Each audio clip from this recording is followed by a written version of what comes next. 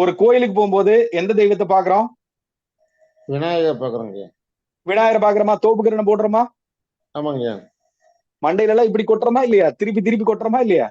அது இந்த மாதிரி பண்ணும்போது வந்து பாத்தீங்கன்னா இந்த பிரெயினோட ஆக்டிவிட்டி வந்து சீராகுது அப்படிங்கிற தன்மை வந்து பாத்தீங்கன்னா இருக்கு. சரிங்களா? சார் பள்ளிக்கூடத்துல ஓகே. பள்ளிக்கூடத்துல வந்து வாத்தியார் கொட்டுக்கா வைக்க சொல்லுவாங்க சார். அது இதுக்கு தானே சார்? கொட்டுக்கா வைக்கிறது அது தூண்டுதல் தான் சார். அவன் புத்தி வரணும் அப்படிங்கிறதுக்காக கொட்டுக்கா வைக்கிறான். அவங்க நினைச்சுக்கிட்டே இருப்பானா இல்லையா? Correct sir. இப்போ ஒரு சில தியானம் பண்ணும்போது ஒரு சிலருக்கு அந்த மனசை வந்து பாத்தீங்கன்னா கவனிக்கவே முடியாது, அலபாஞ்சுக்கிட்டே இருக்கும்.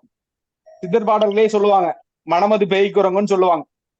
மனமது பேய்க்குரங்கு மடப்பையிலே நீதான்னு சொல்லி சித்தர் பாடல்கள்லாம் நிறைய விளக்கங்கள் கொடுத்து வச்சிருப்பாங்க. மனசு வந்து ஒரு நிலையா வந்து இருக்கு.